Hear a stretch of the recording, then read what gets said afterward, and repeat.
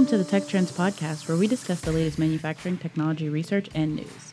Today's episode is sponsored by MT Forecast. I'm Mia Lloyd, the producer, and I'm here with... That's you, Steve. It's me? Yeah. Stephen Lamarck, a technology analyst. And I am Benjamin Moses, Father Time.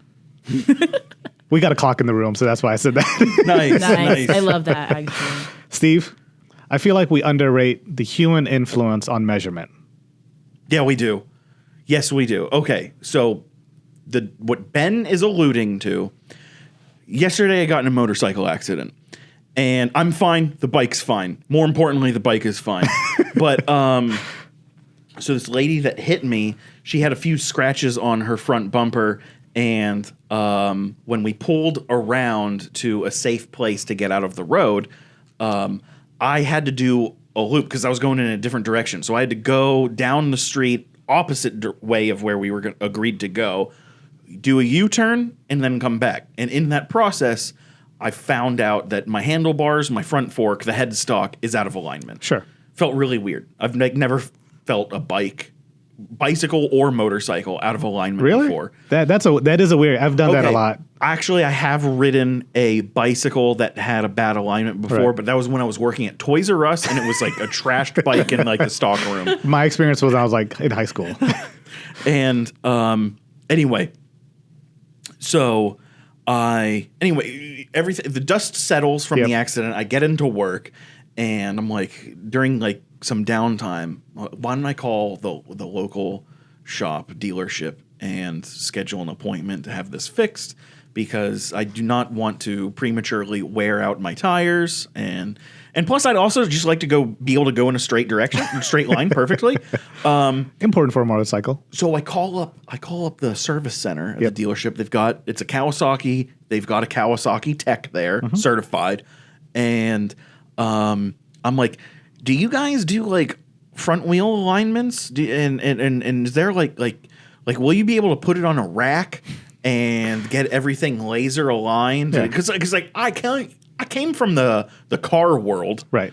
And when you get an alignment on your car, they put it on a rack. There's a bunch of lasers shooting in every direction, and they make sure everything is perfectly aligned. There's a lot of I love that. There's a lot of printouts and numbers on a car alignment. The guy's like, yeah, that doesn't exist in the motorcycle world. Basically, the tech, we're probably going to charge you for about an hour's worth of labor, because the tech's got to loosen every single bolt connected to the steering. Like everything from the headstock to the tip of the front wheel, like to the tire, has to be loosened. Sure. And they just go in there with their eyeball, a straight edge ruler, and slowly, very slowly, tighten everything little by little. And they billed me for an hour. Sure. I was at the dealership for 4 hours. But anyway, before I even got there, I was like, wait a minute, so you just eyeball it? There's no technology to do this? There's no advanced tools? To be fair, he used a straight edge. And they did use a straight edge. But like, again, I'm used to a laser rack. Like, I want to see this thing. I want to see like a print. When you take your car to a good shop and you get an alignment done, they give you a sheet at the end that says, this is what you came in like, and this is where you are now. And it's perfect because we're so good. That's what I wanted. That's what I wanted, taking it to a certified Kawasaki tech. Sheet of paper reassurance. This guy was like, who was not the Kawasaki tech. He was just like the call person for the service center. He was just like, what is that? The service advisor. Yeah. He was like, yeah, that doesn't exist in the motorcycle world. We're just going to eyeball it. I was like, listen, let's start over. But before we start over, just tell me you're going to put it on a rack with lasers, because I cannot. I ride this thing at ungodly speeds.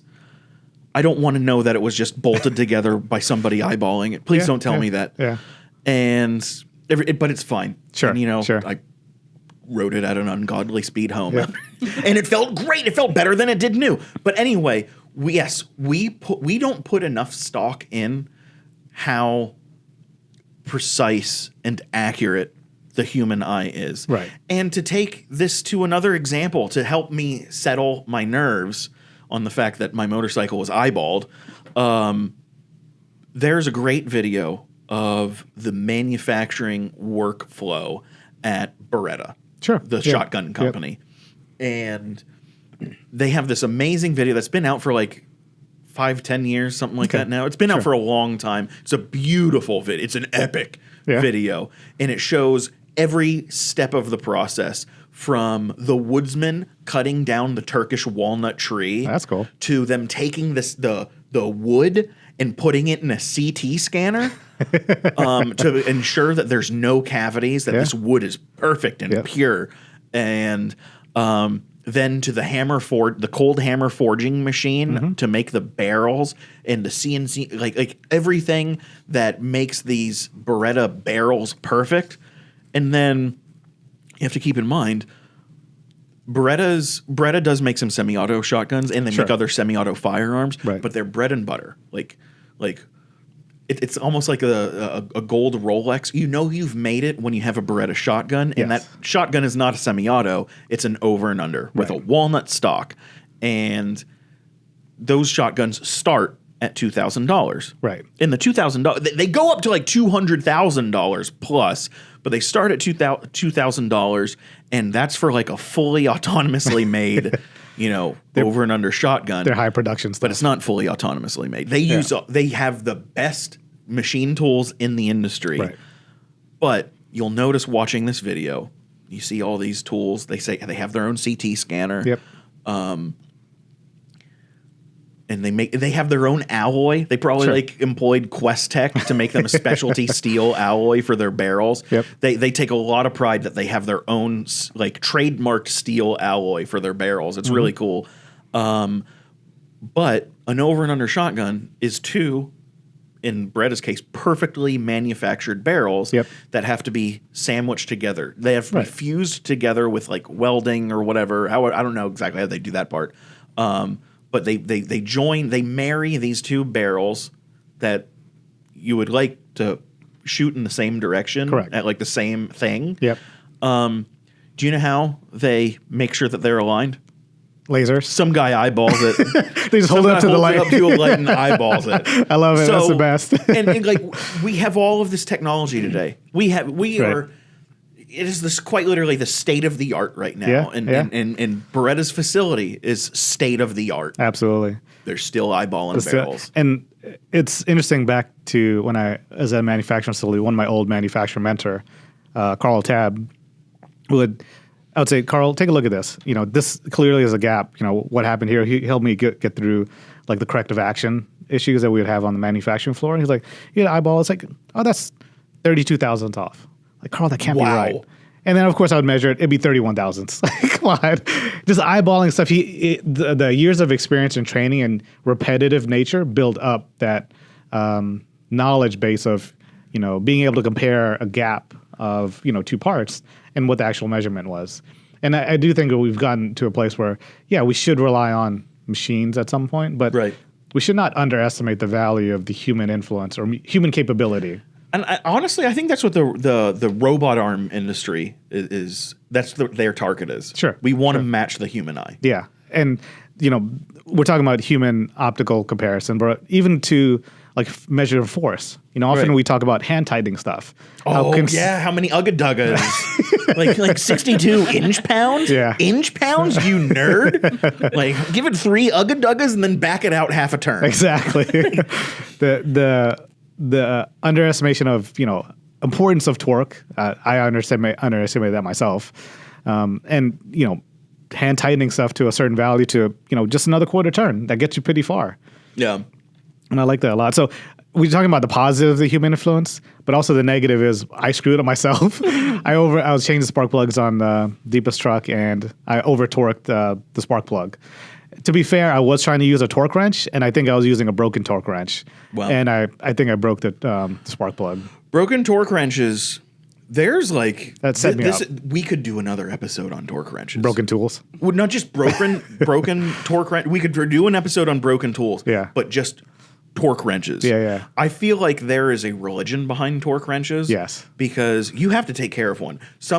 There's a maintenance for it. If you have an electronic torque wrench... Everybody that I know has an electronic torque wrench is like, before you put that away, set it back to 0.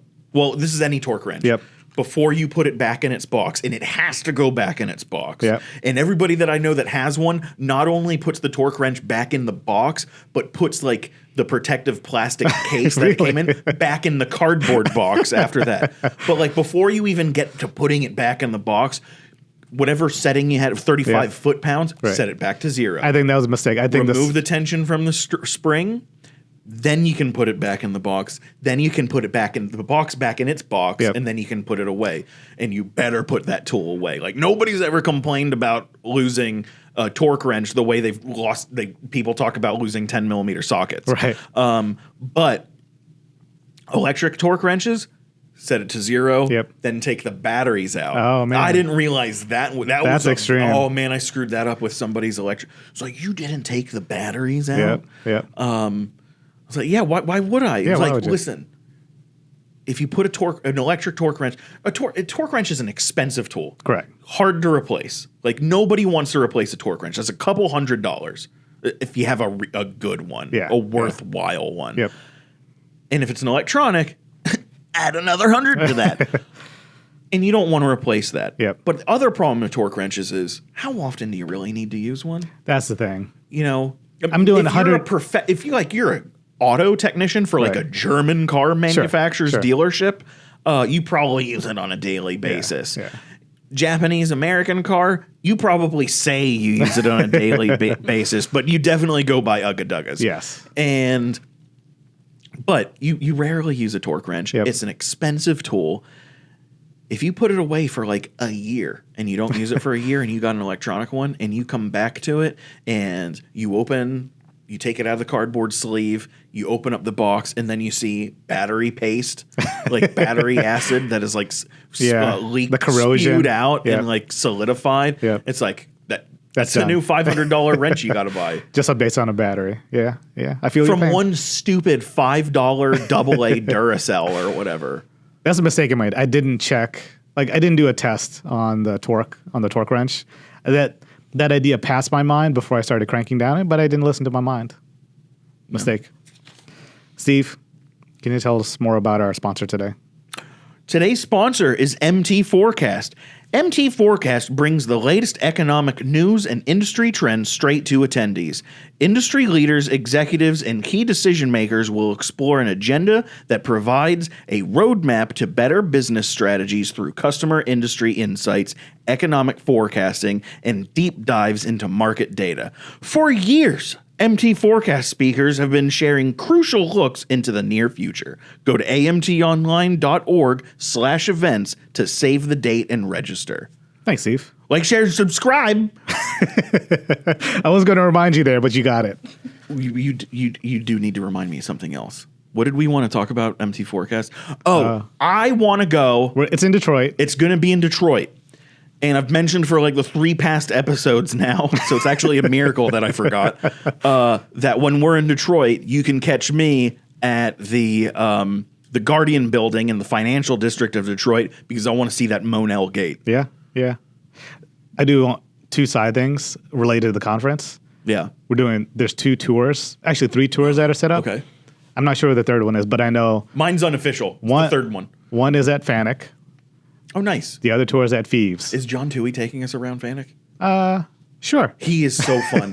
like he does the best tour. He does a good tour. But as part of the event, the value add, those tours are awesome. They really I haven't been to Fanuc, but the Thieves tour is really, really good. The other tour is Lift. Lift, yes. That's some solid tours. Oh, you got to go. It's pretty great. That's good. You can relive road tripping with Steve by going to MT Forecast. Solid plug. Solid. What's the other thing about MT Forecast? Yeah, so like it's a lot of the marketing stuff, which typically in the past has always been the stuff that I avoid. But at the same time, the cherry on top that really drive people there, the solid tours.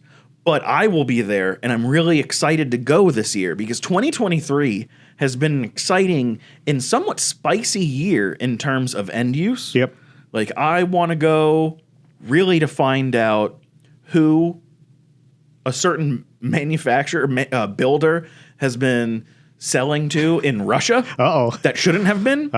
And I want to find out. This year I've been going on a lot of trips to trade shows for end use industries of manufacturing, and I want to find out, of these end use industries, who are they buying from, and who are our members, the people who enable these end use industries, who are they selling to? So where I can go next. And I think Chris is looking to some other markets. So I think he was talking about where defense is headed also, based on your experience at SHOT Show. So I do like the other economic sectors that we're branching into to understand their market trends. And defense, like I realize that we're a little biased because we both, we're into firearms. We like our firearms, but regardless of what your opinion is and what your political opinion or political stance is, you have to acknowledge and the standardized model that there are 7 families, right? Or do we go by Mug's like massive spreadsheet of they're all different, but you can split hairs and say that there's like a million different types of additive. Sure. Or you can be like, no, 100,000 of these million all fall into one category. Exactly. The best way to do it is just that equation right there. Yeah. Material composition, material format, energy type, and time at which energy is applied. Yep. Those 4 variables dictate whether or not you have a new type of additive technology. Sure. Thanks, Steve. And there's a blurred line of, if I build up a couple layers, it's truly additive. But that's where we get into like hybrid manufacturing and composite or multi-layer materials. And that's where I think a lot of the future iterations is bimetal applications, multi-metal applications on a single part, right? So you've got parent material can be one thing, your surface conditions could be another, and a transition layer. So that's the future, Steve. I want to know more about Thermwood. I just thought, before we go on to Thermwood, and I can't wait to talk about Thermwood. Okay. I can't wait until there is a forging type of additive. Okay. Because, one of the things that I keep going back to when I talk about multi-material, multi-metal additive is just like, I can't wait until somebody 3D prints a katana. Sure. Because when you look at when you look at the composition of metals in a Japanese folded steel blade, there's 7 types of different steels throughout the when you do a cross section cut of that blade, right? And that comes from the Japanese, man. Right, like, just spending time. Like they take a year to make the bonfire kiln / apparatus out of rocks, right, to get the fire hot enough to forge said steel. Yep. Anyway, it's a tangent, but I'm looking. There's got to be a forging way to additively produce something. That is very interesting because castings won't go away. Additives is a good way to get additive is CNC welding, but forging is a very economical way to get high strength material in a near net shape. Forgings are very underrated in our discussions about technology. So the path to get to, like you said, multi-metal forgings, to get to a future state of, I see a lot more multi-metal applications, bimetal, biplastic materials applications. And I think forging is definitely underrated, and I do see an opportunity of doing that because when you look at energy source and the conditions that the material is in and the ability to bond those materials, forging is pretty close to being able to do a lot of that. Yeah. That's a good thought, Steve. I appreciate that. And this does segue into Thermwood's, an article I have about Thermwood. Yep. Thermwood's a big additive company. Yep. Big in the literal sense because they are a big company, but also they also specialize in LSAM, large scale additive manufacturing. Always get it confused, LSAM confused with LASM. Long range air to surface missile. That's why they're popular. They got a DoD acronym. Dude, that's how you get those DoD. We're going to talk about that later. I know we're going to talk about that later. That's how you get those DoD contracts. Come up with as many acronyms, but not just acronyms, but fun acronyms as possible. I'm spoiling it. I'm sorry. Thermwood has released something recently saying that we've got a new type of additive. And I clicked on this article right away to read about it. And I'm thinking, we're going to see something additive. And I forget what the acronym is. It's like CAT or CAS, something like that. Right.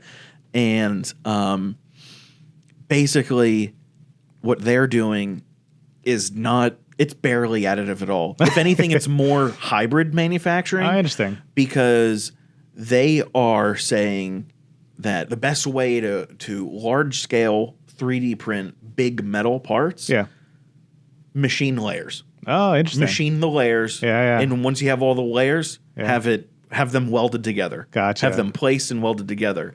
And what's cool is they even got the software part of this down. Yeah. And what's cool about that is the software was made from doing almost the same process because we've already got slicing software and we've already got nesting software. And it's just slicing and nesting in the same process, or at least a lot sooner. And I do. So the scale is very important in that conversation because everyone knows that you have thermal growth variation as you're building an additive part. So as you're printing a layer and keep growing, let's say you're building a cylinder straight up. Yeah. Right? You're going to get growth in odd directions because of the way the thermal energy is dissipated in the part, or the way the layers build up. When you go to something building like a 10-foot size part, that variation is exaggerated to from thousands of an inch to feet, right? So if you're able to break it up and build several different parts together, I think that machining, mid-stage machining and joining, that is definitely underrated. And that is a solid growth potential for growing large scale parts. Yeah. And because like a week ago I was nerding out with Doug about this. Yeah. We were talking about this technology in the snack room. What's cool, what I mentioned was, ever since I've been in this industry, the dream of all builders and implementers of manufacturing technology, the dream in terms of technology, the end goal that this industry wants to see out of the next generation machine tool is seeing a machine that makes parts bigger than the machine's footprint. Yeah. And this is a step closer to that. That's true. That's fascinating. Thanks, Steve. Thanks, Thermwood. Yeah. I've got an article that's got 3 other articles inside of it. Talk about nested. So this is from R&D. It's an interesting look. Even though 23 is not done, for some reason, there's 2023 R&D 100 award winners. So they found the top 100 R&D projects and said these are going to change the world. I thought it was a very interesting article. That's big. I picked the top 3. Then again, with inflation where it is, it's not going to be hard to change the world to a forward. And to your point, the first one, Steve, has a really good acronym. Okay. Cerberus. Okay, break it down. Let's hear it. Cybersecurity for EV charging infrastructure. It's from the Idaho National Labs. Wow. So the reason I bring this up, it talks about the EV market. Cars are being hacked again? And cybersecurity, I know our audience doesn't like to talk about it, but they're talking about if you go to EV charging station, your car is communicating to the EV station. Yeah. What they're looking at is government working on government policy and cybersecurity equipment to prevent charging stations from being criminalized, basically from preventing them from being hacked. Okay. Because a couple of years ago, I don't know if you remember, there was a Virginia Tech project where they were able to hack into a car while it's driving and force it to pull over on the road. Yes. I do remember that well, and it just dropped off the face of the earth. It's like, did cybersecurity really just patch this that fast? Like, it's not a problem at all. What happened to this? Exactly. And how come I'm not seeing it, frankly? Because I would love to see that. So I think this one talks about and plus, to be honest, a couple of years ago, I feel like there was a ransomware article every single day. It's tapered down a little bit. I think we're done hearing about Stuxnet. Big ransom company. They've calmed down a little bit. I think they've kept it under wraps. Big ransom. Big ransom. whole industry. But super corrupt. I've got an older car where the home charging station that I have does communicate a little bit, so it does know like the battery levels and things like that. But I feel like the more modern cars, once you plug into an external charging station, it's sharing data, and I feel like a lot of them are sharing data that you can communicate to your phone, so you can look on your phone to see, am I done? Then you can move your car. But that whole path there's a lot of threat vectors along that, and I think that this test this research project is looking to, hey, let's keep our corals cool for a while. Yeah. So I thought that was pretty good. Cerberus. That's Now listen. we do have to talk to our listeners, our job shops. Yeah. That okay, if you're a successful job shop and you're driving a Tesla, this does not mean to put hot glue in the charging port of your Tesla. You still have to be able to charge it. Just get a software update. It'll be fine. That's like everything else. Just keep it update. Just keep it up to date. The next one I've got is I have to figure out how the cool kids pronounce this. GRX 810, a 3D printable alloy designed for extreme environments from NASA Glenn Research Center. You haven't heard of printing with Grix, bro? Do you even Grix? Do you even Grix, bro? So I thought this was really cool because space industry has adopted a lot of additive processes and techniques because they are seeing a lot of value in terms of the applications. Increased power, increased efficiency. So this one looks at oxide dispersion strengthened alloy. That's above my pay grade. I'm not sure where they're headed with that. Created a novel additive manufacturing technique withstands harsher conditions, making it suitable for high temperature applications such as inside aircraft and rocket engines. Wow. Then they get into some claims about oxidation resistance and how it's 1,000 times stronger at temperature. But the basic application is they're looking for more harsh. A rocket is an oxidizer, right? Yeah. So you have a nozzle that needs to be able to be oxidation resistant. So that's what they're looking at is being able to work in this hard condition, but also withstand the temperatures. So that was really on planet Earth, combusting anything is oxidizing it. Exactly. Because of our atmosphere. Right. Didn't mean to science us like that. So. And I see that as a growing shift of, I'll call it designer materials. So you're not going to see Grix on your car, but where you're going to see it Yet. You could, it's still last year I saw my first advertisement for an Inconel exhaust. But Inconel is so 1932 at this point. So on my I'm gonna throw something at you, Steve. I'm gonna throw some shade on the argument, Steve. All right. My 2001 Golf, when I was looking to go to stage 3 turbocharger. Okay. The Inconel, the manifold that the aftermarket company provided to the exhaust manifold to bolt the turbo on, they gave a new manifold. Okay. That was cast at Inconel 625. They casted Inconel? Yeah, How do you cast? Yeah. You can cast Inconel? I mean, it's 625. It's not that. Okay. Wow. So to the point is, I think in the future we're going to see a lot of being able to get unique materials for specific applications.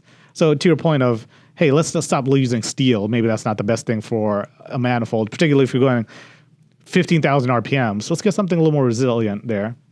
What is the best material for that? What is the best composition we need for that? Let's design it, make it, and then move on to the next one. So I think that ties into the next one, Steve. Talk about segue. And I pronounce this MADE. Okay. MAD3 is the acronym. I like that. MADE. Materials Data Driven Design by Sandia National Laboratories. Oh, our boy Tom or Lonnie. Yeah. Lonnie Love. MADE is an innovative software that leverages the power of machine learning to modernize forming and stamping processes by sheet metals by predicting the parameters and characterize the directional mechanical behavior of metal alloys 1,000 times faster. Wow. So what they're saying is, I can't even process what you just said, and they're doing it 1,000 times faster. forming and stamping. It's fairly difficult actually because you're taking a piece of sheet metal, the thickness of that, you have variation, and then you get variation of the strength of it. Say I want to make a cup, Gotcha. right? Yeah. That final form, I'm taking a male and female die and I'm just shoving that into the die, and then forming a flat piece of metal into a cup, right? Or a bowl, whatever. Okay, gotcha. Yeah, Right. yeah. I've got a male die and I shove a piece of metal into a female cavity. The final form is going to be based on the thickness of the sheet metal and the material strength, Right. and your starting point. What they're saying is they're coming up with processes to get to understanding that significantly faster. So the shape of the die, the forming pressure, how long you dwell, all of those are forming processes and stamping processes variables, but they vary from machine to machine and based on your material, right? So they're looking at removing the art side of forming to getting to scientifically figuring out what should that process be and getting a first part correct. Okay. We need to talk about more of forming. Yeah. That stuff is hard. Man, I used to think that metrology was the realm of manufacturing that doesn't get enough love. But really, honestly, these days it's forming. Forming's hardcore. Joining gets plenty of love because joining is like half additive. Or the other way around. Other way around. But forming, yeah. Forming is real. And then that means we'll get to talk about shaped charges. Forming is real. I did as a wee engineer. Yeah. I did a lot of forming stuff, and it was heartbreaking to see. They had some really tight tolerances, a lot of stuff I did. It was heartbreaking to spend months designing the dies, machining the dies, getting the press set up, form it, take it off that forming press, get inspected, and it's like, nope, it's off. Yeah. Then I started shooting for different windows within the tolerance band and, plastic deformation in certain areas and accounting for the elastic zone. It's tough, man. It's not easy. I believe it. I have a tough enough time pouring the batter at the hotel waffle irons and then closing it and flipping it over. And then you open up the iron 2 minutes later only to find that there's a huge gap in like one side of the waffle. I'm like, no! I can only imagine how it feels when you're using expensive material and not pancake batter. Exactly. Steve, I do want to end on the intersection of our hobbies and work. Yes. Okay. There's a new player in the game. I legitimately found this article on a 3D printing website. Yeah. Talking about Corsair, the gaming PC company. Yep. That I'm sure they don't want to be referred to that anymore because Corsair's like come so far in like the last decade, probably even 5 years. Their roots were from gaming equipment. Their roots came from gaming, making peripherals, making PC cases, PC building stuff. Yep. Then they were like, you know what? We're kind of big. Let's make our own PCs, like our own pre-built PCs. Right. Their pre-built PCs are some of the best like gaming grade pre-builds in the industry. Very innovative. That are very future-proof too. Yes. Future-proof and innovative. Yeah. Innovative. And they saw that success and they're like, oh man, we're really good at this. Yeah. And then they got into making professional PCs. Okay. Professional PCs meaning a gaming grade PC, but now instead of a gamer whose mom and dad gave him $2,000 or her $2,000 to buy a high end gaming PC. Now it's a professional that used their gaming PC from back in the day. Now they're an architect, or a video editor, or CAD designer. A CAD designer. Yeah. Now they need a powerful workstation. Corsair's got your back. Nice. Corsair's making and Corsair's like. Their character arc is they're going to be like the next Dell. And I mean that in the best way, not like the Dell that we know today. The good Dell from back in the day. That's resting like on their laurels. But like, was there a good Dell back in the day or do they just have the business model right? They had a good business model. Yeah. It was easy to buy. Well, they're getting into like, okay, they're scaling up their production and they're targeting organizations instead of individuals. Cool. Okay. And they're targeting businesses. Okay. Anyway, Corsair just released in this article, or announced in this article, that they have come to market, or they're coming to market with a new desk. Okay, sure. Sounds lame right away. It's a variable desk, so it's like it's a regular sitting desk, but it will raise up for you with a motor to become a standing desk. But they advertise it, or they are claiming that it is like an industrial grade workbench desk. And the best part about it is in the marketing materials, like the images and pictures that they've included in the marketing materials shows this really cool looking desk. And the person who's working at it, the technician or whatever, is standing at this desk because it's variable. There's a chair behind them, but they're standing, and the desk is elevated. There's one of their awesome Corsair gaming workstation PCs on the desk. And behind the desk and attached to the desk is a tool rack. Oh. with an organizable organization tool rack, Sure. you know, with where you can put your various stuff wherever you need it and Yeah. keep it off of the flat surface. And on the other side of the desk is a 3D printer or a laser cutter. Yeah. And they're really going hard at this. That's cool. But they advertise it as a workbench that can hold like a ton Yeah. or something. You can actually put manufacturing equipment on it. That's cool. So I can't wait. I hope I get to see. I know we're not getting one anytime soon, probably. We already have an awesome desk, though. Well, excuse me, workbench. Yep. It was 8-gauge steel. I can't wait. I haven't gone into the details of what they're making their desks out of. But to have a motor actuate it, Yeah. like we have desks that do that now. Sure. But they're not rated to have manufacturing equipment on them. So they're not in a shop. I do like the application of. There's a lot of, I wouldn't call it office luxuries, but there's a lot of benefits of working in an office. Yeah. Having some of those nice features go into the manufacturing floor. So like a sit-stand desk, a variable desk.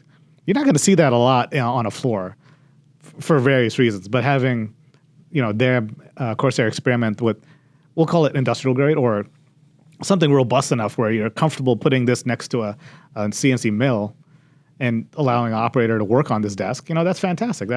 There's a lot of value and, there's benefits of a sit-stand desk. Why not allow more people to do it?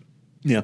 That's really cool. And I like the fact that Corsair is just branching out. Corsair. It's going to be good. Like, man. But Corsair is such a niche company that makes niche products. Sure. And here they are with like the most niche product they probably make. Yep. That applies to so many different industries and so many different people. And it's like, okay, they're not niche anymore. So I think their next step is, if you keep track of the technologies that they've done, peripherals, they do all water cooling, closed loop water cooling. Now they build PCs, they're building a desk, they're going to build a factory. Corsair factory for you. All right, we should be worried about Corsair developing an AI because next thing you know, they're going to be making themselves Replicants. Whoa! All right, keep your eye on Corsair. And with that, Ramia, and Lord have mercy, we can't let Corsair Australia get their hands on Corsair. Then we know it's game over. Well, maybe not game over, but they're taking over. A Corsair Australia mixtape. It's over. Ramia, where can they find more info about us?